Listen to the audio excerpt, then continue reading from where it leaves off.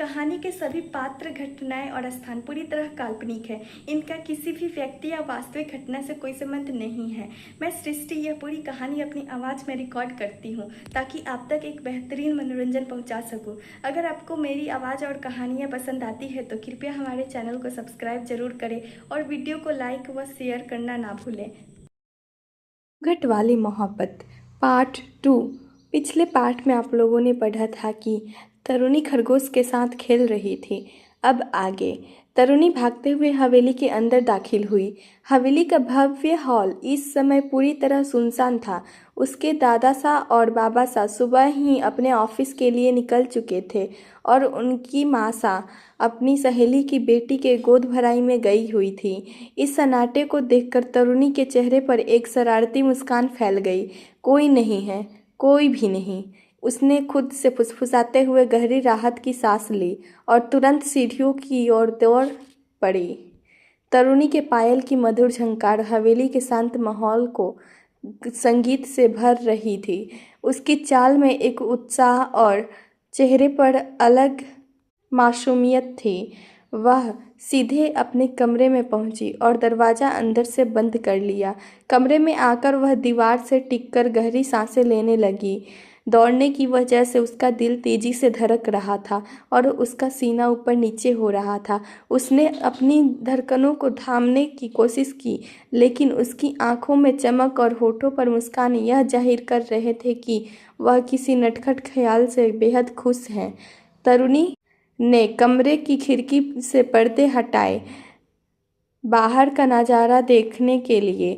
हवेली के बगीचे में खिलते रंग बिरंगे फूल और फव्वारे की धीमी आवाज़ उसे और भी सुकून दे रही थी, लेकिन उसकी आंखों में एक अलग सी चमक थी, मानो वह किसी खास पल का इंतजार कर रही हो।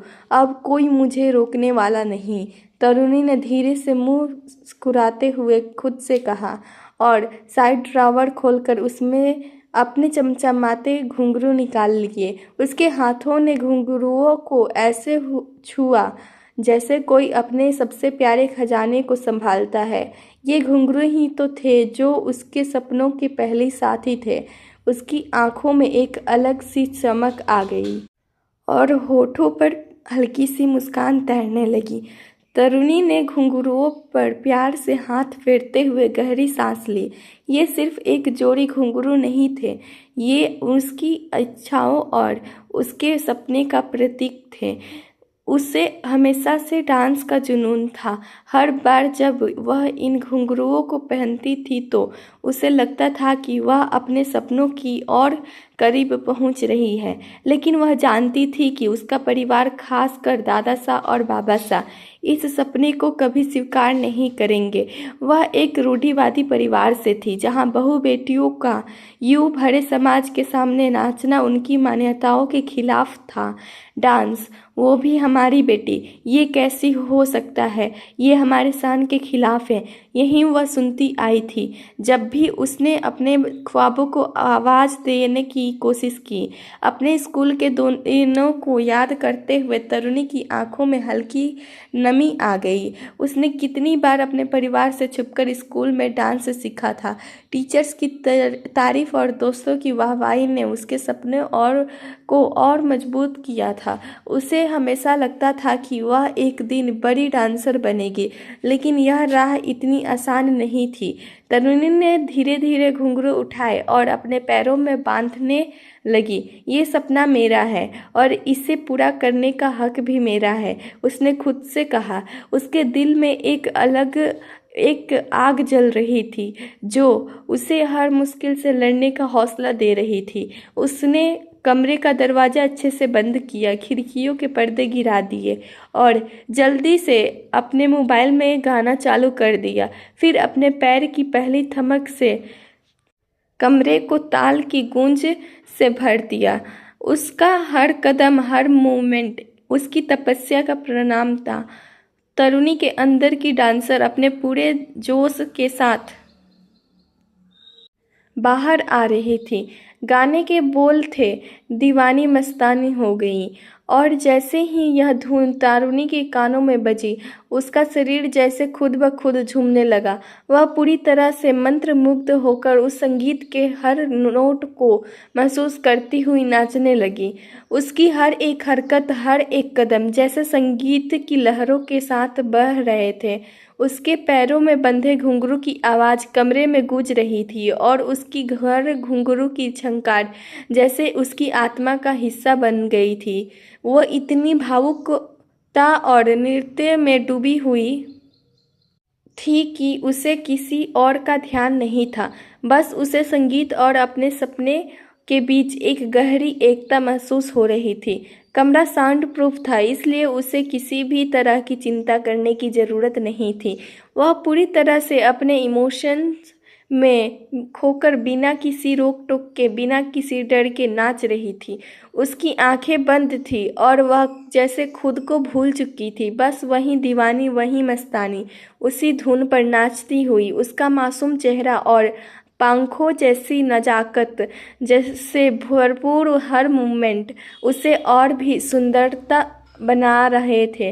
वो पल, वो हर लम्हा उसकी आत्मा के भीतर एक अद्वितीय शक्ति से बह रही थी। दीवानी मस्तानी हो गई। गाने के बोल जैसे उसकी अपनी कहानी बन गए थे। वह न सिर्फ गाने को महसूस कर रही थी, बल्कि वह उस गाने को ही नायिका बन चुकी थी। निर्णय की गाड़ी जैसे ही उस बड़े डांस एकेडमी से सामने आकर रुकी, पूरे माहौल में एक ताजगी सी फैल गई। अकादमी का मालिक और वहां मौजूद तमाम लोग उसे चीफ गेस्ट के तौर पर स्वागत करने के लिए खड़े थे। सबकी निगाहें एक ही जगह पर थी, निर्णय सिंह रनावत। गाड़ी का दरवाज़ा खोलते ही ड्राइवर ने कड़ी मेहनत से खड़ा होकर निर्णय के कदमों का स्वागत किया। निर्णय ने अपने कोट को सहजता से ठीक किया और फिर वो उस गाड़ी से बाहर निकलते हुए एकदम आत्मविश्वास से भरे हुए थे। उनके हर कदम में एक अलग ही रौब था, जैसे वो कोई बड़े साम्राज्य का राजा हो। उनके काले महंगे चमचमाते जूते धूप में और भी दमकते हुए नजर आ रहे थे। उनका ब्लैक ब्लेजर और सेट्स उनके व्यक्तित्व में चार चांद लगा रहे थे। उनका चेहरा एकदम गंभीर लेकिन सुकून से भरा हुआ था। जैसे ही वह बाहर निकले, मीडिया का कैमरा फ्लैश चमकने लगा। कैमरे की लाइटें और फ्लैश उनकी एंट्री के साथ जैसे स्वचालित रूप से सिंक्रोनाइज हो गए थे। निर्णय सिंह रनावत जहां खड़ा हो जाता था, वहां एक नई कहानी बन जाती थी। उसके चारों ओर माहौल जैसे थम सा गया था। उसके आत्मविश्वास और गहरी सुघड़ता से भरी हुई चाल ने वहां खड़े हर व्यक्ति को सम्मोहित कर दिया था। हर किसी की नज़रें उसे देख रही थी और उसकी उपस्थिति ने पूरे क्षेत्र को एक नए उत्साह से भर दिया था। मीडिया के लोग तेजी से उसकी तस्वीरें लेने में जुटे थे और हर एक सवाल उसी से जुड़ा था। निर्णय का कद और उसका प्रभाव, एक तरह से वह खुद का एक आइनक था जो एक नई परिभाषा लिख रहा था। अकादमी का मालिक निर्णय से स्वागत के लिए जल्दी से आगे बढ़ा और उसके गलों में फूलों की माला डालने के लिए हाथ बढ़ाया, लेकिन निर्णय ने उनका हाथ पकड़कर रुकवा दिया। उसकी कड़ी नज़रें अकादमी के मालिक पर टिक गई और उसने अपनी भारी आवाज़ में कहा, ये सब करने की ज़रूरत नहीं है। मैंने बस तुम्हें अपने 1 घंटे दिए हैं, तो उन्हें इस बेकार की चीज़ों में बर्बाद मत करो। निर्णय के शब्दों में तत्कालिक ठंडक और रौब था जो अकादमी के मालिक को असहज कर गया। उसके माथे पर पसीने की बूंदें उभर आई और वह एक पल के लिए चुप हो गया। दरअसल अकादमी के मालिक को अच्छी तरह से पता था कि निर्णय सिंह रनावत को चीफ गेस्ट बनाने के लिए उसने महीनों तक उसके ऑफिस के चक्कर लगाए थे। उसने बार बार कोशिश की थी, लेकिन निर्णय से अपॉइंटमेंट मिलना एक बड़ा मामला था। फिर भी निर्णय ने उसे ना तो कोई महत्व दिया और ना ही फूलों की माला को। वह पूरे एटीट्यूड के साथ अपने पैंट की जेब में हाथ डालते हुए अकादमी के अंदर चल पड़ा।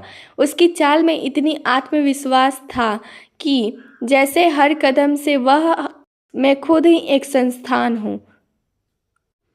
अकादमी के मालिक ने महसूस किया कि उसे अभी भी बहुत लंबा रास्ता तय करना था। इस समय निर्णय की उपस्थिति और रॉब का सम्मान करने में वह बिल्कुल भी तैयार नहीं था। वहीं निर्णय के बॉडीगार्ड ने मीडिया को रोका और सबको एक किनारे खड़ा कर दिया ताकि फैसले के मुताबिक कार्यक्रम आगे बढ़ सके। डांस का कार्यक्रम एक विशाल हॉल में आयोजित किया जा रहा था जिसमें चारों ओर शानदार सजावट थी। लाइट्स की चमक से हॉल जगमगा रहा था और कार्यक्रम की तैयारियां अंतिम चरण में थी। अकादमी का मालिक जानता था कि निर्णय सिंह रानावत के लिए किसी भी चीज़ में कोई कमी नहीं होनी चाहिए। उसे यह भली भांति समझ था कि निर्णय अपनी शान और एटीट्यूड में किसी को भी खुद के बराबर या पास नहीं देख सकता। इसलिए एक विशेष कुर्सी का इंतजाम किया गया था जो हॉल के केंद्र से थोड़ी ऊंचाई पर रखी गई थी ताकि निर्णय की उपस्थिति हर किसी पर भारी पड़ सके। वह कुर्सी सिर्फ एक आरामदायक सीट नहीं थी बल्कि निर्णय के उच्च मानक और रौब का प्रतीक थी। कुर्सी का डिजाइन भी बेहद शानदार था। सोने के रंग में झलकती लकड़ी और मुलायम काले वेलवेट से सजी हुई थी जैसे वह सिर्फ उसी के लिए बनाई गई हो। निर्णय को सम्मान देने के लिए उस कुर्सी को हॉल के सबसे प्रमुख स्थान पर रखा गया था। अकादमी के मालिक ने जानबूझकर इस व्यवस्था को इस तरह किया था कि ताकि निर्णय को लगे कि कोई भी उसके बराबरी का दर्जा नहीं ले सकता। जब निर्णय हॉल में दाखिल हुआ तो उसकी नज़रें सीधे उस कुर्सी पर गई। उसने एक बार फिर से अपार आत्मविश्वास की मुस्कान डाली और बिना किसी हिचकिचाहट के उस विशेष कुर्सी की ओर बढ़ने लगा। उसके बॉडीगार्ड ने उसके चारों ओर सुरक्षा घेरा बना लिया था और हर कदम पर उसका रौब बढ़ता ही जा रहा था। निर्णय के बैठने के बाद पूरे हॉल में एक अजीब सी खामोशी छा गई। वह किसी भी तरह से कार्यक्रम में भागीदार नहीं था। वह बस वहां मौजूद था ताकि उसकी उपस्थिति ही सब कुछ कह दे। कुछ ही देर में डांस का कार्यक्रम शुरू हुआ और पहला डांस एक लड़की का था। लड़की ने जो गाना चुना था वह निर्णय के लिए असहनीय था। गाने के अंग लगा दे और इस गाने के लिए चलते निर्णय का चेहरा कठोर हो गया। उसकी आंखों में एक खतरनाक आक्रोश था। जैसे ही लड़की ने अपनी आंखें निर्णय पर टिकाई जो उससे इम्प्रेस करने के लिए अपनी हदें पार कर रही थी, निर्णय ने उस लड़की को एक घृणित नज़र से घूरते हुए अपनी भारी आवाज़ में कहा, I hate this type of girls, जो अपनी शर्म और इज्जत को ताक पर रखकर इस तरह दुनिया के सामने मुजरा करके अपनी पहचान बनाने की कोशिश करती है। इतना कहकर वह गुस्से में उठता है और हॉल से बाहर की ओर बढ़ जाता है। उसकी यह प्रतिक्रिया देखकर अकादमी के मालिक का चेहरा सफ़ेद पड़ जाता है और उसके पैर कांपने लगते हैं। अब उसे अपनी अकादमी के भविष्य को लेकर डर लगने लगा था। वहीं दूसरी तरफ मासूम सी तरुणी गोल गोल घूमते हुए डांस करती जा रही थी। उसकी आंखों में एक नई उम्मीद की चमक थी। हर मूवमेंट में उसका दिल और शरीर एक साथ थिरक रहे थे। पसीने से पूरी तरह भीग चुकी थी, फिर भी उसकी आत्मा का उत्साह ज्यों का त्यों था। अचानक बिना चेतावनी वो थककर फर्श पर गिर जाती है। उसकी सांसें तेज हो गई थी और उसका चेहरा पूरी तरह बालों से ढक गया था। वह थका थका सा महसूस कर रही थी, फिर भी उसकी आंखों में वही चिंगारी थी जो उसे कभी भी रुकने नहीं देती। इसी बीच अचानक उसके कमरे का दरवाज़ा ठक ठक करने लगा। आवाज़ सुनते ही तरुणी घबरा जाती है और चौंक कर दरवाजे की तरफ देखती है। उसकी धड़कनें तेज हो जाती है क्योंकि वह जानती थी कि अब क्या होने वाला है। तरुणी इस वक्त अपने कमरे के फर्श पर गिरी हुई थी। उसकी सांसें तेज चल रही थी। वह पूरी तरह पसीने से भीगी हुई थी और उसकी लंबी घने बालों की कुछ लटें उसके माथे और गर्दन पर चिपक गई थी। उसके चेहरे पर थकावट के बावजूद संतुष्टि भरी मुस्कान थी, मानो उसने खुद को अपने सपने के थोड़ा और करीब महसूस किया है। लेकिन तभी कमरे के दरवाजे पर अचानक ठक ठक की आवाज़ गूंजती है। इस अप्रत्याशित आवाज़ से तरुणी का दिल जोर से धड़कने लगाता है। उसका चेहरा तो जो कुछ देर पहले खुशी से दमक धड़क रहा था, अचानक सफ़ेद पड़ जाता है। उसकी बड़ी बड़ी मासूम आंखों में डर की लकीरें उभरने लगती है। वह धीरे धीरे फर्श से उठती है और घबराते हुए दरवाजे की तरफ देखती है, मानो सोच रही है कि यह कौन हो सकता है। मासूम सी छोटी सी तरुणी डर और घबराहट के बीच धीरे धीरे दरवाजे की ओर बढ़ती है, लेकिन जैसे ही उसका ध्यान अपने पैरों में बंधे घुंघरुओं पर जाता है, उसकी चाल अचानक रुक जाती है। घबराहट से भरी हुई वह झुककर जल्दी जल्दी अपने घुंघरुओं को खोलती है और उन्हें छुपाने के लिए दौड़कर ड्रॉवर में रख देती है। अपने कपड़ों और चेहरे को ठीक करते हुए वह एक लंबी सांस खींचती है और थोड़ी हिम्मत जुटाकर दरवाज़ा खोलती है। दरवाजे पर अपनी मासा को देखकर उसकी बड़ी बड़ी आंखें और भी चौड़ी हो जाती है। तरुणी अपनी मासा को सवालिया नज़रों से देखते हुए अपनी मीठी और प्यारी आवाज़ में कहती है, मासा आप इतनी जल्दी आ गई, मुझे लगा था आप गोद भराई से देर में आएंगी। उसकी मासूम और निश्चल सवाल के पीछे हल्का सा डर छिपा हुआ था, लेकिन उसकी भोली मुस्कान सब कुछ छुपाने की कोशिश कर रही थी। रुक्मणी जी मुस्कुराकर प्यार से तरुणी के गालों को छूते हुए नर्म आवाज़ में कहती हैं, तरु लाडो, तेरे दादा सा का फ़ोन आया था। उन्होंने कहा है कि आज शाम उनके खास दोस्त अपने पोते के लिए तेरी जीजी को देखने आ रहे हैं, इसलिए मैं जल्दी आ गई ताकि सारी तैयारियां करवा सकूं। रुक्मणी जी की बातें सुनते ही मासूम सी तरुणी की आंखें चमकने लगी। उसकी छोटी छोटी खुशियाँ उसके चेहरे पर साफ झलक रही थी। वो खुशी से चहकते हुए बोली, सच मासा, जीजी के लिए लड़के वाले आ रहे हैं, कितना मज़ा आएगा। मैं सारी तैयारियां करने में आपकी मदद करूंगी। उसकी खनकती हुई आवाज़ और खुशी से दमकता चेहरा देखकर रुक्मणी जी भी मुस्कुरा उठी। तरुणी का मासूम उत्साह पूरे माहौल को हल्का और खुशनुमा बना रहा था। तरुणी से बातें कर रुक्मणी जी कमरे से निकल चुकी थी। वहीं छोटी सी नटखट तरुणी अपनी खुशी संभाल नहीं पाई। वह जल्दी से बेड पर चढ़ गई और उछल कूद करते हुए खिलखिलाती आवाज़ में बोली, मेरी जीजी की शादी होगी, मैं खुद मस्ती करूंगी, खूब नाचूंगी और सबसे सुंदर लगूंगी। तरुणी की खनखती हुई मासूम आवाज़ उसके खूबसूरत कमरे में गूंज रही थी। उसके चेहरे पर ऐसी चमक थी जैसे चांदनी रात हो। उछलते कूदते उसके खुले बाल हवा में लहरा रहे थे और उसके पैरों में पायल की मधुर ध्वनि पूरे कमरे को संगीतमय बना रही थी। वो अपनी दुनिया में मस्त थी, जहाँ उसकी जल्दी की शादी की तैयारियां होगी और वो सबसे खास बनेगी। उसकी मासूमियत और खुशी मानो हर चीज़ को जादुई बना रही थी। शाम के 4 बजे रहे थे जब निर्णय की काली चमचमाती गाड़ी हवेली के विशाल गेट के सामने आकर रुकी। गाड़ी के ठहरते ही वहां तैनात गार्डों में हलचल मच गई। एक गार्ड फुर्ती से आगे बढ़ा और पिछली सीट का दरवाज़ा खोलने के लिए झुका। उसी पल निर्णय सिंह रनावत ने अपनी लंबी सीधी हुई टांग बाहर रखी। वह गाड़ी से उतरा और हमेशा की तरह उसके कदमों में वही दबदबा झलक रहा था जो उसकी पहचान थी।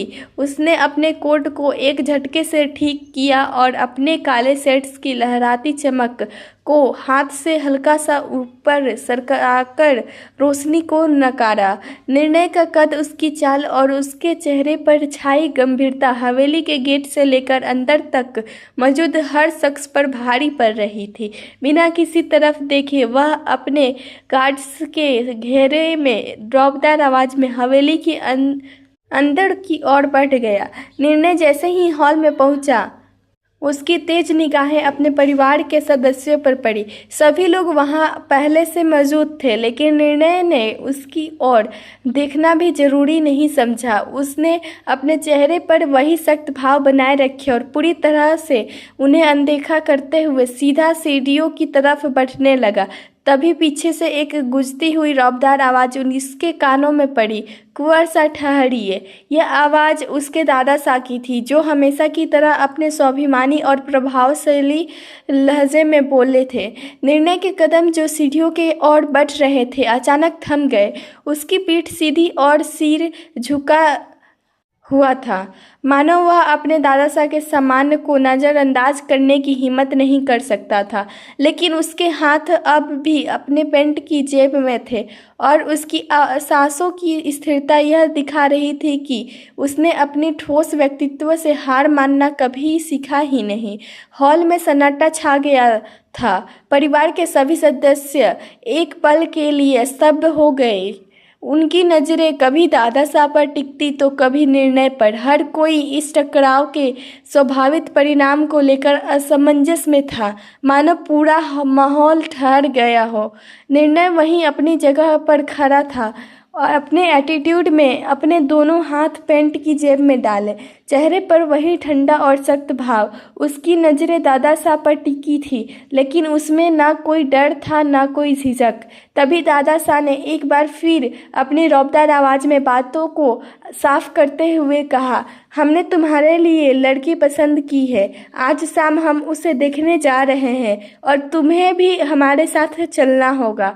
उनका स्वर इतना दृढ़ था कि मानो यह कोई अनुरोध नहीं बल्कि एक आदेश हो। दादा साहब ने अपने शब्दों में से स्पष्ट कर दिया था कि यह निर्णय को मनाना ही होगा। परिवार के बाकी सदस्य जो पहले से ही निर्णय और दादा साहब के रिश्ते की गर्माहट से परिचित थे, अब और भी बेचैन हो गए। सबकी सांसों माने थम सी गई थी। हर किसी को पता था कि अगर इस घर में किसी की हिम्मत दादा साहब के आदेश को चुनौती देने की थी तो वह सिर्फ और सिर्फ निर्णय की थी। अगर दादा साहब शेर थे तो निर्णय सवा शेर था। निर्णय ने कुछ पल तक अपनी ठंडी और स्थिर नज़रों से दादा साहब को देखा, मानो उनकी बातों का वजन तौल रहा हो। फिर उसने हल्के से अपनी भौहें को खुजलाते हुए अपना सिर झुका लिया। उसके चेहरे पर एक मुस्कान आई जो रहस्य से भरी हुई थी। उसने धीरे धीरे दादा साहब की ओर देखा और अपनी गहरी भारी आवाज़ में कहा, आपने मेरे लिए किसी को पसंद किया है तो देखना ही तो पड़ेगा, आखिर वो कौन। उम्मीद है वो पहली नज़र में मुझे पसंद आए, वरना आपको तो पता है मैं क्या कर सकता हूँ। ये कहते हुए निर्णय के होठों पर एक खतरनाक सी मुस्कान उभर आई। ऐसा लग रहा था जैसे उसने एक चुनौती स्वीकार कर ली हो, लेकिन अपने ही नियमों के साथ। उसकी यह मुस्कान दादा साहब सहित पूरे परिवार को समझ गई कि ये खेल अब और दिलचस्प होने वाला है। निर्णय वहाँ से वापस सीढ़ियों चढ़ते हुए अपने कमरे की तरफ बढ़ गया। वहीं निर्णय के जाने के बाद दादाजी, जो अब तक चुप थे, वो थोड़ा परेशान होते हुए दादा साहब से कहती हैं, आपको लगता है कि निर्णय के साथ ज़बरदस्ती कर आप सही कर रहे हैं। शादी ब्याह बच्चों का खेल नहीं है, हमें उसे थोड़ा वक्त। वो अभी इतना ही कहती है कि दादा सा उनकी बातों को बीच में काटकर अपनी भारी आवाज़ में कहते हैं, देविका, हमने किसी के साथ जोर ज़बरदस्ती नहीं की है और हमें पूरा उम्मीद है कि जिन्हें मैंने पसंद किया है वो निर्णय को ज़रूर पसंद आएगी, क्योंकि उसे नापसंद करने का तो सवाल ही नहीं उठता। दादा साहब की बातों ने दादी साहब को चुप तो करवा दिया था, लेकिन दादी साहब की चिंता अभी भी उसके आंखों में स्पष्ट थी। हालांकि उनकी चुप्पी ने सबको यह संकेत दे दिया था कि इस समय कुछ भी कहना बेकार था। वो निर्णय को लेकर बेहद संशयित और सुरक्षात्मक थी, क्योंकि उन्होंने हमेशा उसे सबसे ज़्यादा प्यार दिया था। वह चाहती थी कि उसका जीवन बिना किसी परेशानी के बीते और इस शादी के फैसले में कुछ भी गलत ना हो। जब परिवार ने फैसले किया कि अब लड़की देखने का वक्त आ गया है। तो दादी साहब ने सारी तैयारियां पहले ही कर ली थी। गाड़ी में उपहार रखवाए जा चुके थे ताकि कोई कमी न रहे। यह उनके स्वभाव का हिस्सा था। वह किसी भी अवसर को लापरवाही से नहीं छोड़ती थी, खासकर जब बात उनके पोते के भविष्य की हो। लेकिन उसके मन में एक और विचार चल रहा था। दादी सा चाहती थी कि वह लड़की जो उनके पोते के लिए चुनी जा रही थी उनसे खुद मिले। वह चाहती थी कि उन्हें पता चले कि क्या वह लड़की वास्तव में निर्णय के लायक है या नहीं। उनके दिल में यह सवाल था कि यह शादी सही होगी और क्या वो लड़की वाकई उनके पोते की उम्मीदों और परिवार की प्रतिष्ठा पर खरी उतरेगी। रावत हवेली, अमेर, शाम का वक्त और मानुषी अपनी कमरे में शीशे के सामने बैठी थी, हल्के रंग की साड़ी में हल्के मेकअप के साथ। और उसकी सुंदरता अब तक निखर चुकी थी, लेकिन उसका चेहरा उस पल की खुशियों से दूर था जिन्हें इस तरह के मौके पर हर लड़की में देखा जाता है। आमतौर पर किसी लड़की के लिए ऐसा दिन खुशी का होता है जब लड़के वाले उसे देखने आते हैं, लेकिन मानुषी के चेहरे पर कोई खुशी की झलक नहीं थी। वह वकालत की पढ़ाई कर रही थी और इस कारण उसकी पर्सनालिटी भी गंभीर और खड़ी थी, चुलबुली और मस्त नहीं। वह हर समय जिम्मेदारियों और अपने परिवार की परवाह करती थी। मानुषी को खुद से ज़्यादा अपने छोटी बहन तरुणी से प्यार था, जो उनकी जान थी। परिवार के लिए उसके दिल में अपार प्रेम था, लेकिन खासकर अपनी बहन के लिए जो उसे सबसे करीबी और प्यारी थी। यह खुशियों से भरे दिन के मौके पर मानुषी की चुप्पी और गंभीरता उसके परिवार के लिए चिंता का कारण बन रही थी। वह जानती थी कि यह शादी का कदम बहुत महत्वपूर्ण था और परिवार की इच्छाओं और उम्मीदों को पूरा करना उसकी जिम्मेदारी थी। मानुषी अभी भी शीशे के सामने बैठी थी। उसके चेहरे पर एक हल्की सी चिंता की लकीरें थी, जैसे किसी गहरी सोच में खोई हुई हो। तभी कमरे का दरवाजा खटखटाया गया और उसकी मासा रुक्मणी जी कमरे में दाखिल होती हैं। जैसे ही उसकी नज़र मानुषी पर पड़ी, जो शीशे के सामने बैठी थी, उसके चेहरे पर हल्की सी मुस्कान तैर गई। रुक्मणी जी मानुषी के पास जाकर प्यार से उसकी बालाइयाँ लेते हुए और फिर अपनी नज़रों को थोड़ा गहरा करके कहती है, आज मेरी लाडो बहुत सुंदर लग रही है, किसी की नज़र ना लगे। रुक्मणी जी के शब्दों में इतनी ममता और प्यार था कि मानुषी का चेहरा कुछ हल्का सा मुस्कुरा उठा, लेकिन उसकी आंखों में एक गहरी चिंता और असमंजस भी दिख रहा था। रुक्मणी जी ने उसकी स्थिति को महसूस किया और बिना कुछ कहे उसे अपने प्यार भरे स्पर्श से सहलाया, मानो उसे आश्वस्त करना चाहती हो कि सब कुछ ठीक हो जाएगा। मानुषी अपनी मासा को उम्मीद से देखते हुए कहती है, मासा, आपने दादा साहब से बात की? मानुषी के सवाल पर रुक्मणी जी कुछ देर के लिए चुप हो जाती है, जैसे कि शब्द उनके गले में अटक गए हो। उनकी आंखों में एक गहरी चिंता और दबाव था, मानो वह खुद भी इस स्थिति में सही फैसला नहीं कर पा रही थी। मानुषी की उम्मीदों और सवालों ने उन्हें उलझन में डाल दिया था। कुछ पल की चुप्पी के बाद रुक्मणी जी ने गहरी सांस ली और खुद को संभालते हुए कहा, देख बेटा, तू इस शादी के लिए मना नहीं कर सकती, क्योंकि ये तेरे दादाजी की इच्छा है। रुक्मणी जी की आवाज़ में मजबूरी और तटस्थता की थी, जो तटस्थता थी। वह मानुषी से बेहद प्यार करती थी, लेकिन पारिवारिक जिम्मेदारियों और परंपराओं के दबाव ने उन्हें इस स्थिति में फंसा दिया था। मानुषी की आंखों में अब न केवल सवाल था, बल्कि एक गहरी पीड़ा भी थी। उसने धीरे से लेकिन दर्द से भरी आवाज़ में कहा, उनकी इच्छा मासा, और मेरी खुशी उसका क्या वो आपके लिए कोई मायने नहीं रखता? मानुषी का सवाल एक तेज धारा की तरह रुक्मणी जी के दिल में समा गया। रुक्मणी जी को अपनी बेटी की पीड़ा और सवाल का जवाब नहीं मिल रहा था। उनकी आंखों में सारा दर्द और उलझन साफ नजर आ रही थी। वह चाहती थी कि मानुषी खुश रहे, लेकिन दादाजी की इच्छा और पारिवारिक परंपराओं ने उन्हें इस स्थिति में झोंक दिया था। इस पल में रुक्मणी जी को अपनी बेटी की खुशी की गहरी कीमत का एहसास हुआ, लेकिन वह इसे बदलने की स्थिति में नहीं थी।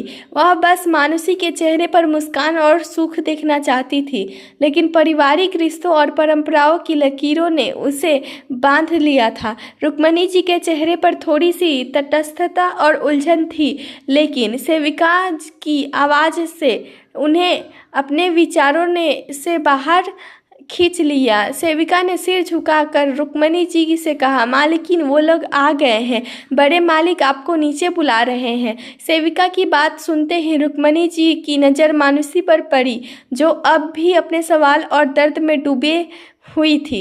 एक पल के लिए रुक्मणी जी का दिल हल्का सा कांप उठा, लेकिन फिर उन्होंने अपनी भावनाओं को संयमित करते हुए सिर झुका लिया। वह मानुषी से कुछ कहने के लिए आगे बढ़ी, लेकिन शब्द मानो कहीं गहरे खाई में अटक गए थे।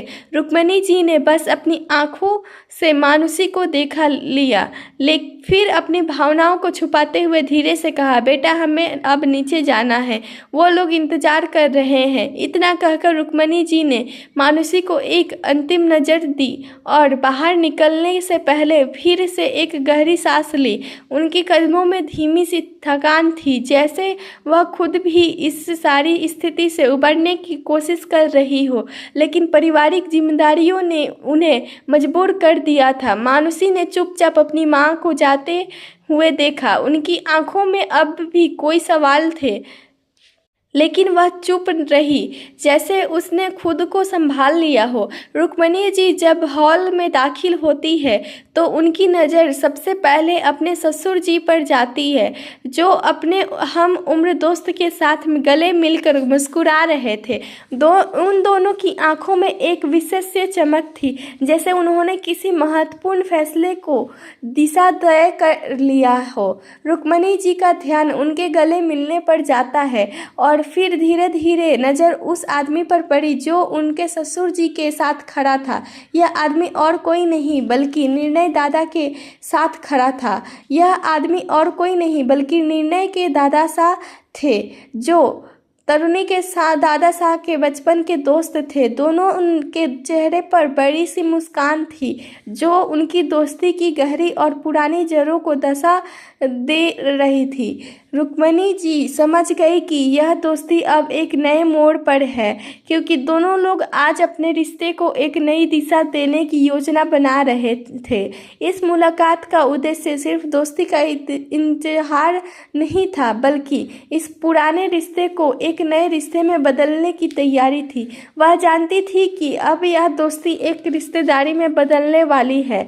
दोनों परिवारों के बीच यह नया संबंध निर्णय और मानुषी की शादी को लेकर एक बड़ा कदम साबित होने वाला था। रुक्मणी जी के मन में कई विचार उमड़ने लगे, लेकिन उन्होंने खुद को शांत रखा, क्योंकि आज का दिन सिर्फ उनके परिवार के लिए नहीं बल्कि उनकी बेटी के भविष्य के लिए भी महत्वपूर्ण था। इस वक्त निर्णय के दादा साहब के साथ उनकी दादी साहब और माता पिता आए थे, जो बस नाम के लिए आए थे, क्योंकि सारा फैसला उनके दादा साहब ही करने वाले थे। रुक्मणी जी आगे बढ़कर देविका जी के पैर छूती है और वो उन्हें प्यार से आशीर्वाद देती है। सभी लोग सोफे पर बैठ जाते हैं। तभी निर्णय के दादा सा अपनी भारी आवाज़ में कहता है, बात तो होती रहेगी, हमें अपने पोते बहू को देखना है, हम और इंतज़ार नहीं कर सकते। जब से उदय ने मानुषी बिटिया की तारीफ की है, तब से हमें उनसे मिलने को उत्साहित हैं। इस वक्त दादा साहब के होठों पर हल्की सी मुस्कुराहट थी, जैसे वह अपने फैसले पर पूरी तरह से यकीन रखते हो। उनकी मुस्कान में न सिर्फ आत्मविश्वास था बल्कि एक प्रकार का संतोष भी था, जैसे वह इस रिश्ते को लेकर पूरी तरह आश्वस्त थे। दादी साहब भी अब पूरी तरह से उत्सुक हो चुकी थी। उन्हें भी यह जानना था कि आखिर वह कौन लड़की है जिसे उसके दादा साहब ने उनके पोते यानी निर्णय के लिए चुना था। उन्हें यह समझने की जल्दी भी थी कि क्या वह लड़की उनके पोते के लायक है और क्या वह उनके परिवार के मान सम्मान को सही मायने में कायम रख सकती है। दादी साहब के मन में एक हल्की सी चिंता भी थी, क्योंकि यह रिश्ता की शुरुआत और हर नई शुरुआत में कुछ न कुछ अनिश्चितताएं हमेशा होती है। लेकिन इसके बावजूद वह भी इस मुलाकात का बेसब्री से इंतजार कर रही थी, बल्कि एक नए रिश्ते की संभावना और एक परिवार के नए सदस्य के बारे में जानने का मौका था। रुक्मणी जी की जाती हैं और कुछ ही देर में मानुषी को ले आती है, जिसका चेहरा थोड़ा झुका हुआ था। उनके चेहरे पर इस वक्त कोई भी खुशी नहीं थी। वहीं देविका जी मानुषी को अपने पास आकर बैठने को कहती हैं। तभी मानुषी धीरे धीरे चलते देविका जी के पास जाकर बैठ जाती है। इस वक्त वो अंदर से थोड़ी डरी हुई थी, वहीं उससे ज़्यादा रुक्मणी जी डरी हुई थी। उन्हें डर था कि मानुषी कुछ गड़बड़ ना कर दे। दादी साहब मानुषी से सवाल पूछते हुए कहती है, कहाँ तक पढ़ाई किया है आपने? दादी साहब का सवाल सुनकर मानुषी धीरे से जवाब देती है, मैं लॉ की पढ़ाई कर रही हूँ। यह सुनते ही दादी साहब अपने गहरी आवाज़ में कहती है, आपको पता है हमारे घर में बहुओं को बाहर जाकर शादी करने की इजाज़त नहीं है, और आपको होने वाले पति तो वैसे ही इतने अमीर हैं कि आपको कुछ भी करना नहीं पड़ेगा। दादी सा की बातें मानुषी को बिल्कुल पसंद नहीं आती। वह जानती थी कि ये सब बस एक मजबूरी की तरह था, लेकिन उसकी आत्मा उससे स्वीकार करने के लिए तैयार नहीं थी। मानुषी एक स्वतंत्र विचार की वाली लड़की थी, जिसने कभी भी खुद को किसी भी बंधन में महसूस नहीं किया था। वह अपनी खुद की राह पर चलने की इच्छा रखती थी, ना किसी की इच्छाओं पर परंपराओं के तहत। जैसे ही दादी साह ने अपनी बातें जारी रखी, जिसने मानसी को और भी असहज होने लगा। उसे लगा जैसे उसकी हर बातों को दबाया जा रहा है, जैसे उसे अपने सपनों और अपनी इच्छाओं को भूलकर बस वही करना पड़ेगा जो दूसरे चाहते हैं। दादी साह की बातें उसे एक तरह से बंधन में जकड़ने की कोशिश लग रही थी, और यही सोचते हुए उसकी पकड़ अपनी साड़ी की पल्लू में जा कसती है। यह एक प्रक्रिया थी, एक अचेतन अतिरिक्त संघर्ष जो मानुषी के भीतर चल रही था। उसे खुद को बचाने के लिए, अपनी स्वतंत्रता का सम्मान करने के लिए खुद को इस माहौल से बाहर निकलने की ज़रूरत महसूस हो रही थी। दादी सा की बातों ने मानुषी को और उलझन में डाल दिया। जब उन्होंने मुस्कुराते हुए हमें मानुषी और कुंवर सा के लिए पसंद है, तो माहौल में खुशी की लहर दौड़ गई। यह शब्द सभी के चेहरे पर मुस्कान ले आए, और रुक्मणी जी ने खुशी से मिठाइयाँ लाकर सबके सामने रख दी। सबसे पहले दादी साहब ने अपने हाथों से मानुषी को मिठाई खिलाई, लेकिन मानुषी के मन में कोई खुशी नहीं थी। उसकी आंखों में कहीं ना कहीं एक दर्द था, एक खामोशी जो बहुत कुछ कह रही थी। वो मिठाई को हाथ में लिए बिना चुपचाप बैठी रही। उसकी सोच कहीं और थी, शायद अपने भविष्य के बारे में, जो उसके लिए एक अजनबी रास्ता था। मानुषी को यह शब्द ऐसे ही बेकार लग रहा था, जैसे किसी और के सपनों की चादर में उसे लपेट दिया गया हो। उसे इस रिश्ते को स्वीकारने में कोई खुशी नहीं थी, क्योंकि उसकी दुनिया में कोई जगह नहीं थी कि इन परंपराओं और मजबूरियों के लिए। मिठाई के अलगे स्वाद के बावजूद उसकी आंखों में एक अनकहा सवाल था, क्या यह सच में वही है जो मैं चाहती हूँ? ठंडी दिसंबर की रात ने गार्डन को अपने चादर में लपेट रखा था। आसमान में तारे झिलमिला रहे थे और हवेली के अंदर हल्की हल्की कुहासा छाया हुआ था। वहीं छोटी सी तरुणी अपनी उम्र से कहीं अधिक गंभीर दिखाई दे रही थी। वह गार्डन में बेचैनी से चहलकदमी कर रही थी। उसकी छोटी छोटी पायल हर कदम के साथ मीठी पर बेचैन आवाज़ कर रही थी। उसके चेहरे पर चिंता की लकीरें साफ झलक रही थी, और ठंड के बावजूद उसका माथा पसीने से भरा हुआ था। अपनी बड़ी बड़ी मासूम आंखों में उलझन लिए वो बार बार अपने नाखून चबाने लगती। दोपहर को जो तरुणी अपनी जीजी की शादी की खबर सुनकर खुशी से झूम रही थी, वहीं अब परेशान थी। उसे अपने जीजी की उदासी का कारण समझ आ गया था। मेरे जीजी ये शादी नहीं करना चाहती, तो क्या मैं उन्हें ज़बरदस्ती इस रिश्ते में बांधने दूँ? यह सवाल बार बार उसके नटखट दिमाग में घूम रहा था। पर मैं करूँ तो क्या करूँ? तरुणी ने गहरी सांस ली और गार्डन में मौजूद गुलाब के एक पौधे के पास जाकर बैठ गई। उसकी नन्ही उंगलियां गुलाब के फूलों को सहला रहे थे, मानो उसने जवाब मांग रही हो। उसकी मासूमियत में छिपी चिंता और दृढ़ता उसे चुप नहीं रहने दे रही थी। उसने मन ही मन ठान लिया, मैं अपनी जीजी की शादी तुड़वा कर ही रहूंगी, चाहे कुछ भी हो जाए। लेकिन कैसे? भगवान जी मेरी मदद करो। अचानक उसके होठों पर एक हल्की सी मुस्कान आ गई। शायद उसे कुछ सूझा था, या फिर उसने खुद को किसी बड़े कदम के लिए तैयार कर लिया था। तरुणी ने गहरी सांस ली और जल्दी से अपना लहंगा संभालते हुए उठ खड़ी हुई। उसकी बड़ी बड़ी आंखों में अब एक अजब थी चमक थी।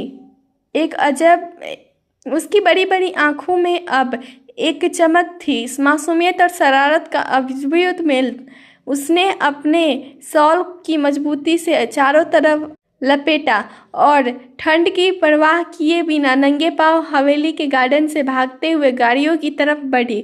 गार्डन के कोने में खड़ी वो चमचमाती गाड़ियां जो निर्णय के परिवार वालों को लेकर आई थी, ठंड में ठंडी धातु की तरह चमक रही थी। तरुणी की नानी आंखों इन गाड़ियों पर टिक गई। उसकी मासूम मुस्कान अब एक नटखट अंदाज में बदल गई थी। अब देखती हूँ ये शादी कैसे होती है, उसने खुद से धीरे से कहा और चारों ओर देखा, यह सुनिश्चित करने के लिए कि कोई उसे देख तो नहीं रहा। गाड़ियों के पास पहुंचकर उसने ध्यान से हर गाड़ी को परखा। उसकी अंगुलियां ठंड से सुन्न हो रही थी, लेकिन उसके इरादे अटल थे। बस कुछ करना है ताकि ये लोग जल्द से जल्द यहाँ से चले जाएं। उसकी नटखट सोच ने उसे हौसला दिया। तरुणी ने किसी चोर की तरह इधर उधर देखा और फिर गाड़ियों के टायर की तरफ झुक गई।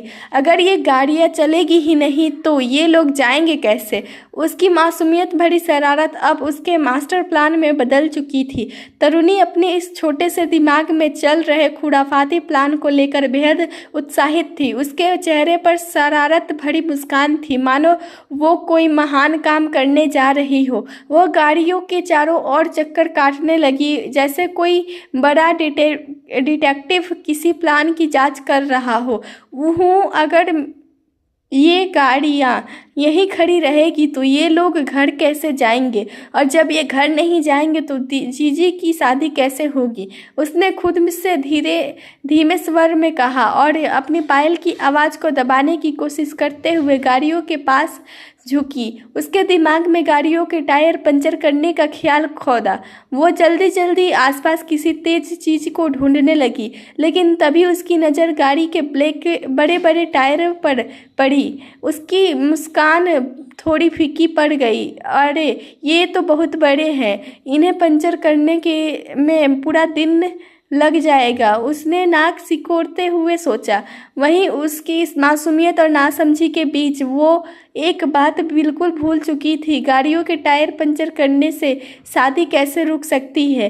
पर अब वो छोटी सी 18 साल की बच्ची थी और उसका दिमाग भी उसी उम्र के हिसाब से चालाकी दिखा रहा था। चलो कुछ तो करूँगी, उसने आत्मविश्वास से कहा और अपने बालों को पीछे कर टायर के पास बैठ गई। तरुणी अपनी शरारत में इतनी मगन थी कि उसे यह एहसास ही नहीं हुआ कि गार्डन के कोने से कोई उसकी हरकत अपनी गहरी नज़रों से देख रहा है। तरुणी की नन्ही अंगुलियां अपने बालों से हेयरपिन निकालते ही काम पर लग गई। उसकी पूरी कोशिश थी कि गाड़ी का टायर पंचर कर दे, लेकिन उसकी मासूम हरकत किसी और की नज़रों में बच नहीं पाई।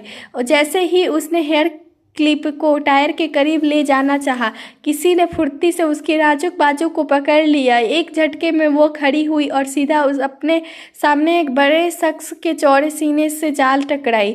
तरुणी की आंखें हैरत से बड़ी हो गई, उसकी सांसें तेज हो गई और उसका दिल धड़कने हुए उस अनजान चेहरे की तरफ देखने की कोशिश करने लगा। लेकिन उससे पहले कि वो कुछ कह पाती, उसकी लंबी लहरते बाल उस शख्स के कंधों पर बिखर गए, मानो किसी दृश्य में समय थम गया हो। उसने हड़बड़ाहट में अपने बालों को पीछे करने की कोशिश की और सिर झुकाते हुए धीमे स्वर में बोली, आप कौन हो और आपने मुझे क्यों रोका? उस शख्स ने तरुणी की मासूमियत और डर को अनदेखा करते हुए अपने चेहरे पर एक गहरी रहस्यमय मुस्कान लाते हुए अपने भारी आवाज में कहा, तुमसे तो वही सवाल मुझे पूछना चाहिए। आखिर तुम इस गाड़ी के साथ क्या करने की कोशिश कर रही थी? तरुणी ने सिर झुकाए हुए घबराहट में कहा, कुछ नहीं, मैं तो बस। लेकिन उसके शब्दों के पहले ही वह शख्स, जो देखने में बेहद रौबदार और प्रभावशाली था, तरुणी के चेहरे को हल्की सी झुकी नज़र से देखता रहा। उसकी मुस्कान अब भी बरकरार थी और उसकी गहरी आवाज़ तरुणी के कानों में एक बार फिर गूंज उठी, तुम्हारी हरकतें तुमसे ज़्यादा मासूम नहीं लग रही। उस शख्स की बातों को सुनकर तरुणी झट से अपने बालों को पीछे करती है और अपनी बड़ी बड़ी मासूम आंखों से उस शख्स को देखने लगती है। इस वक्त तरुणी के चेहरे पर बेगुनाही का ऐसा भाव था मानो उसने कोई गलती की ही नहीं हो, लेकिन उसके सामने खड़ा वो प्रभावशाली शख्स, जिसकी हर अदा में रौब था, अपनी एक हाथ को पैंट की जेब में डालकर हल्के झुकाव के साथ खड़ा था। उसकी आंखें तरुणी पर टिकी थी और होठों पर वही रहस्यमय मुस्कान खिल रही थी। उसकी नज़रें में एक गहराई थी जिसमें मानो हर किसी को खींच लेने की ताकत हो। तरुणी को महसूस हुआ कि उसकी मासूमियत का असर शायद उसके सामने वाले पर नहीं हो रहा। उसकी घबराहट बढ़ने लगी, लेकिन उसने खुद को संभालते हुए कहा, मैं कुछ नहीं कर रही थी, आप क्यों ऐसे देख रहे हैं? उस शख्स ने बिना पलक झपकाए तरुणी को देखते हुए अपनी गहरी आवाज़ में कहा, क्योंकि तुम्हें देखकर ऐसा लगता है कि तुम कुछ नहीं बल्कि बहुत कुछ कर रही हो। उस शख्स की बातें सुन फिर से तरुणी की सांसें तेज हो गई। वो उस गहरी आवाज को और उस शख्स की भरी आंखों के प्रभाव से बचने की कोशिश कर रही थी। उसने सिर झुकाते हुए खुद को संभालने की कोशिश की। मैंने कुछ भी गलत नहीं किया, उस शख्स ने अपनी रहस्यमय मुस्कान को बरकरार रखते हुए कहा। गलत? ये तो मैंने कहा ही नहीं। यह इतना तय है कि तुम कुछ ऐसा कर रही थी जिसे छुपाने की कोशिश हो रही है। उसकी बातें सुनकर तरुणी की आंखों में हल्का डर और नाराजगी एक साथ चमक उठी। उसने अपने घबराहट को छुपाने के लिए खुद को निडर दिखाने की कोशिश की। मैंने कहा ना, मैं कुछ नहीं कर रही थी। तरुणी की इस बचकानी बहस पर उस शख्स की मुस्कान गहरी हो गई। उसने अपने दूसरे हाथ को भी जेब में डाल लिया और धीमे स्वर में बोला, जितनी मासूम तुम दिखती हो उतनी हो नहीं, पर ये मासूमियत निकली नहीं लगती। खैर, ये गाड़ियाँ तुम्हारे शरारतों से बच गई क्योंकि मैं वक्त पर यहाँ आ गया। तरुणी को अब समझ नहीं आ रहा था कि वो क्या जवाब दे। उसका चेहरा हल्का गुलाबी हो गया और उसकी आंखें बार बार उस शख्स की आंखों से टकराकर झुक रही थी। तरुणी का दिल तेजी से धड़क रहा था। वो अपने नन्हे कदमों से भागने की कोशिश करती है, लेकिन उसकी चाल उस शख्स की फुर्ती के आगे बेकार हो जाती है। उसने अभी 2 कदम ही उठाए थे कि वो शख्स उसकी नाजुक कमर को अपने सख्त हाथों से पकड़ लेता है और झटके से अपनी तरफ खींच लेता है। तरुणी का छोटा सा मासूम से शरीर पूरी तरह उस शख्स के चौड़े और ताकतवर सीने से जा लगा। उसकी हल्की सी परफ्यूम की खुशबू तरुणी को मदहोश कर रही थी और उसकी नाजुक हथेलियां खुद को संभालने के लिए उस शख्स के सीने पर टिक गई। तरुणी की बड़ी बड़ी आंखें डर और शर्म से भरी थी, जबकि वो शख्स अपनी आंखों में गहराई से झांक रहा था। उसकी नजरें में ऐसा जुनून था मानो वो तरुणी की मासूमियत को अपनी आंखों में कैद कर लेना चाहता हो। तरुणी ने हल्कलाते हुए कहा, आप ये क्या कर रहे हैं? छोड़िए मुझे। उसकी मासूम आवाज़ में घबराहट साफ झलक रही थी। उस शख्स ने अपनी गहरी आवाज़ में जवाब दिया, तुम्हें इतनी आसानी से जाने दूँ? तुम्हारे नखरे देखने के बाद मैं तो तुम्हें और करीब से जानना चाहता हूँ। तरुणी ने उसकी आंखों में देखते हुए खुद को छुड़ाने की कोशिश की, लेकिन उसकी छोटी सी कद काठी उस शख्स के मजबूत हाथों के सामने बेबस थी। मैं कुछ नहीं कर रही थी, प्लीज़ मुझे जाने दीजिए, उसने लगभग गिड़गिड़ाते हुए कहा। उस शख्स ने उसकी कमर पर अपनी पकड़ ढीली करते हुए हुए अपनी गहरी आवाज़ में कहा, अगर कुछ नहीं कर रही थी तो भाग क्यों रही हो, और तुम्हारी ये नाजुक हथेलियाँ मेरे सीने पर क्यों है। उस शख्स की बातें सुनकर तरुणी का चेहरा शर्म से और भी लाल हो गया। वो अपनी हथेलियों को झट से पीछे कर लेती है और आंखों झुकाकर कहती है, आपके आपके सवाल का जवाब कौन देगा, इसलिए मैं भाग रही थी। शख्स की रहस्यमय मुस्कान और गहरी हो जाती है। उसने धीरे से फुसफुसाया, तुम्हारी मासूमियत से ज़्यादा तुम्हारा शरारत प्यारा है, पर याद रखना अगली बार अगर गाड़ियों के पास देखूं तो मैं यूं पकड़कर नहीं बल्कि अपने साथ ले जाऊंगा। तरुणी ने घबराकर उसे देखा और उसकी पकड़ ढीली होते ही वह झट से पीछे हटकर भागने लगी। उसकी भागती हुई नन्ही सी आकृति और पायल की आवाज़ उस शख्स की आंखों और कानों में बस गई। वह वहीं खड़ा रहा और उसकी मासूमियत को महसूस करता रहा। उसकी रहस्यमय मुस्कान अब भी उसके होठों पर कायम थी। वह शख्स अभी भी उस दिशा में देख रहा था। तभी उसका असिस्टेंट उसके पास आता है। तभी वो शख्स अपनी भारी आवाज़ में कहता है, मुझे कल तक इस लड़की की इन्फॉर्मेशन अपने टेबल पर चाहिए। इतना कहा वह जुनून से अपने गर्दन के हाथ फेरते हुए कहता है, जिंदगी में पहली बार कोई निर्णय सिंह रनावत के करीब आई है।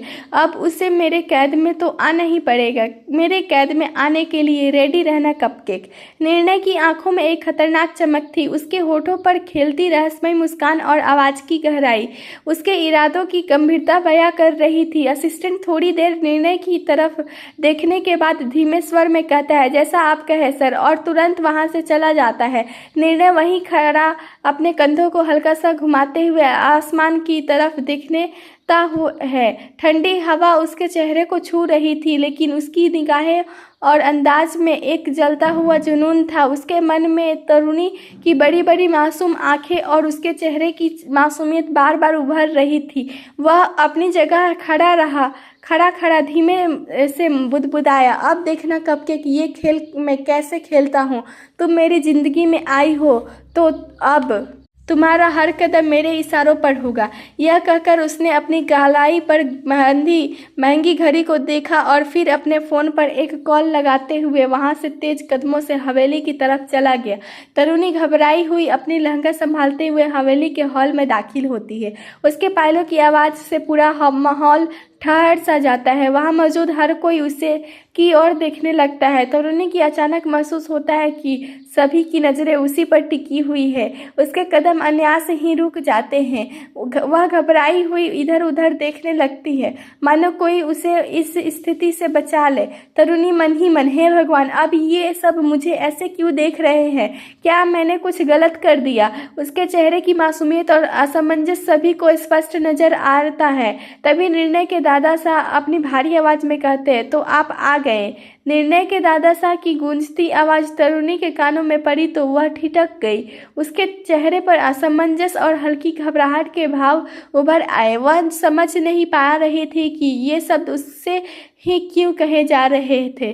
तरुणी ने झिझकते हुए चारों तरफ नजर दौड़ाई। कमरे में बैठे हर चेहरे पर एक अजीब सी जिज्ञासा झलक रही थी। उसकी सांसें कुछ तेज हो गई और मन में सवाल उठने लगे, मैं तो यहाँ अपने परिवार के अलावा किसी को जानती भी नहीं, फिर मुझे ऐसा क्यों कहा जा रहा है? उसके दिमाग में उथल पुथल मची थी। उसे महसूस हो रहा था जैसे सबकी निगाहों उसी पर टिकी हो। उसकी मासूमियत और उलझन उसके चेहरे से साफ नजर आ रही थी, मानो उसने किसी अजनबी भार का सामना करना शुरू कर दिया हो। तरुणी अभी इसी पूरी स्थिति को समझने की कोशिश ही कर रही थी कि अचानक उसके शरीर में एक अजीब सी सिरहन दौड़ जाती है। उसके कानों में जूते की आहट गूंजने लगती है, जो हर बीतते पल के साथ और उसके करीब आती जा रही थी।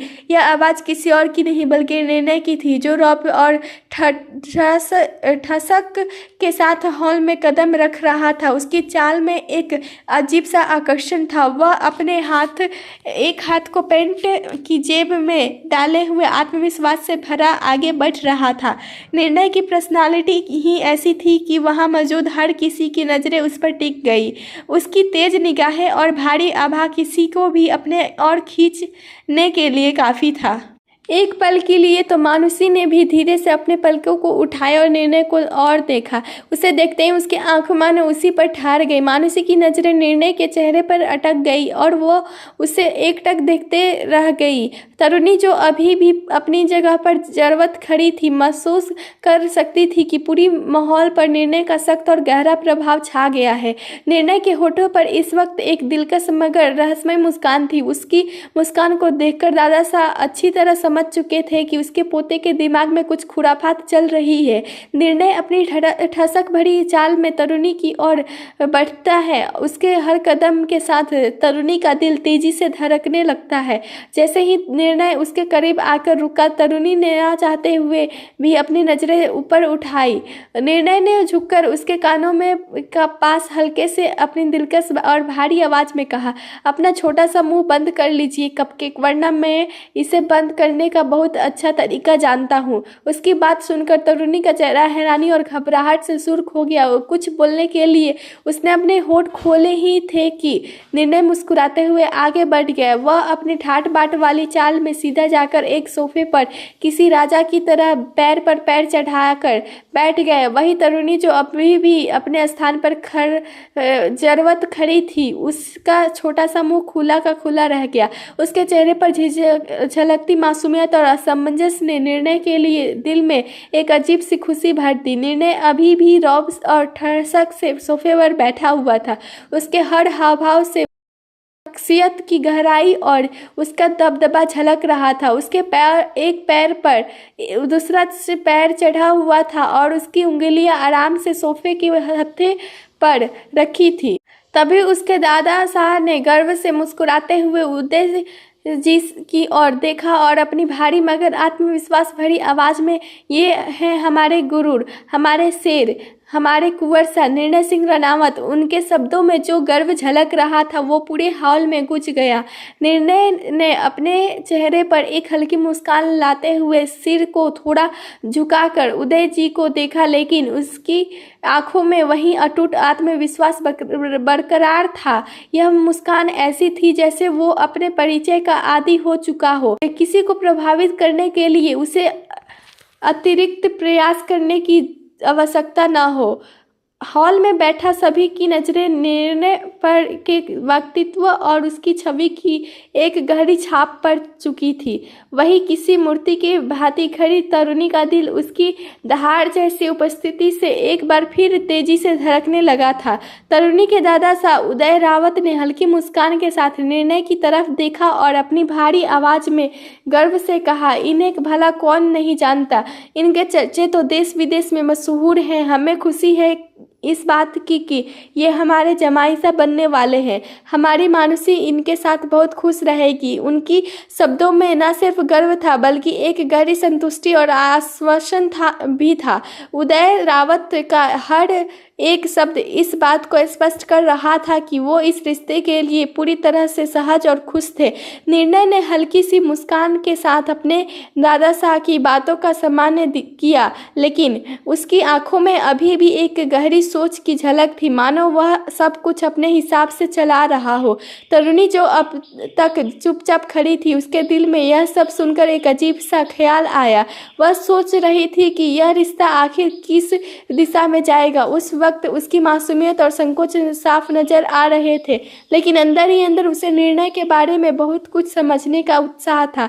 मानुषी जिसने एक बार पलके उठाए निर्णय को देखा, अब भी वह अपनी नजरें निर्णय पर से नहीं हटा पा रही थी। उसकी नजरों में एक अजीब सा आकर्षण था। वह चाह कर भी निर्णय की तरफ से अपनी नजरें नहीं हटा पा रही, मानो उसकी आकर्षण में कुछ ऐसा था जो उसके खींच रही थी। लेकिन इस दौरान निर्णय की नजरें कहीं और नहीं बल्कि सीधे तरुणी पर थी। उसकी आंखों में एक जुनून, एक गहरी चाहत और एक अजीब सी मुस्कान थी, जैसे वो उसे अपनी पूरी तरह से अपनी गिरफ्त में लेना चाहता हो। उसे बिल्कुल भी फर्क नहीं पड़ रहा था कि वहाँ कितने लोग मौजूद हैं। उसकी पूरी तवज्जो सिर्फ और सिर्फ तरुणी पर थी। वही निर्णय के दादा साहब की नजरें भी पूरी तरह से निर्णय पर भी थी।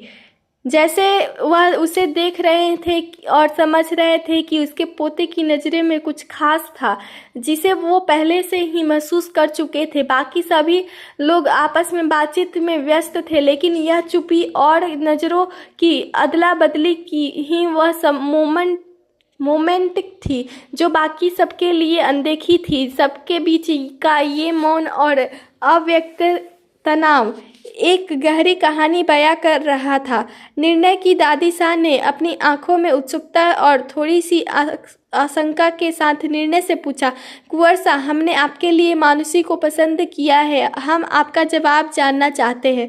सभी की निगाहें एक साथ निर्णय पर टिक गई। सभी उसकी प्रतिक्रिया का बेसब्री से इंतजार कर रहे थे। माहौल में एक चुप थी, मानो समय भी ठहरा हुआ हो। बस यह जानने का इंतजार था कि निर्णय इस फैसले के बारे में क्या कहे। निर्णय ने धीमी लेकिन मजबूत आवाज में जवाब दिया, आपको जो करना है कीजिए, क्योंकि अंत में तो मैं सबकी मेरी मर्जी से ही होगी। उसकी आवाज़ में एक अदृश्य शक्ति और आत्मविश्वास था, जैसे उसे किसी और की राय की ज़रूरत नहीं थी। उसकी नज़रों में तरुणी की मासूमियत और सुंदरता एक अलग ही हलचल पैदा कर रही थी, पर उसने अपना ध्यान पूरी तरह से उस माहौल में बनाए रखा। निर्णय ने जो कहा वह बस इतना था कि वह अपने फैसले को पूरी तरह से अपने हिसाब से लेने वाला था और कोई भी इस पर प्रभाव नहीं डाल सकता था। सभी लोग निर्णय के शब्दों का अर्थ समझने की कोशिश कर रहे थे। तभी दादा साहब ने माहौल को संभालते हुए अपनी गहरी आवाज में कहा, कुंवर साहब, इस रिश्ते के लिए तैयार है? यह सुनते ही निर्णय के होठों पर एक खतरनाक मुस्कान आ जाती है, एक ऐसी मुस्कान जो उसकी नीयत को बयां कर रही थी। उसकी आंखों में एक जलती हुई अंतरिक्त आग थी और वह फिर से तरुणी की ओर देखते हुए जैसे उसे अपने कब्जे में लाने का जुनून फिर से जाग उठा हो। छोटी सी तरुणी जो इस समय निर्णय की नज़रें महसूस कर पा रही थी, जल्दी से अपनी जगह छोड़कर अपनी मासा के पास भाग जाती है, जैसे वह किसी तरह की सुरक्षा तलाश रही हो। उसकी यह हरकत निर्णय के चेहरे पर और भी गहरी मुस्कान छोड़ जाती है, जो उसकी योजना और हरकतों की ओर इशारा कर रही थी।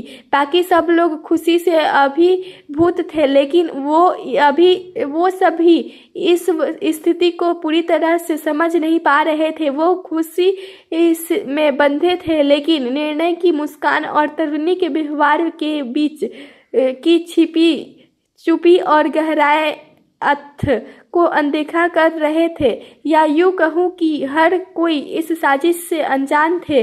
मृदुला जी ने तरुणी से कहा, तरु लाडो, जाकर यह चाय ले आ सबके लिए। तरुणी का चेहरा तुरंत बन जाता है और उसकी आंखों में साफ नजर आ जाता है कि उसे काम करना पसंद नहीं था। फिर भी वह चुपचाप उठकर रसोई की ओर बढ़ जाती है। जैसे ही वह चलती है, उसके पैरों में पहने पायल का शोर फिर से सुनाई देने लगता है। इस आवाज़ को सुनकर निर्णय की धड़कनें तेज हो जाती है और वह सुकून के साथ अपनी आंखों बंद कर लेता है। मन ही मन वह बार बार तरुणी का नाम दोहराते हुए तरु, उसका यह नाम अब उसकी धड़कनों में बस चुका था और निर्णय को महसूस हो रहा था कि वह जितना चाहे खुद को रोकने की कोशिश करे, पर उसका जुनून तरुणी के करीब जाने के लिए उसे मजबूर कर देगा। अगर निर्णय इनके घर में ही तरु के करीब जाए तो कैसा लगेगा आप सबको? धमाका है। इनका रोमांस तो भाई हाई लेवल का होगा और जुनून भी। आगे की कहानी अगले भाग में पढ़िए। तब तक के लिए धन्यवाद। मेरे साथ ये कहानी सुनिए तो पर 12:30 बजे और अपनी समीक्षा देना ना भूलें। चैनल पर नए हैं तो चैनल को सब्सक्राइब करें और सुनिए रोज एक नई कहानी। तब तक के लिए आप हमारी पुरानी कहानियों को भी सुन सकते हैं। धन्यवाद।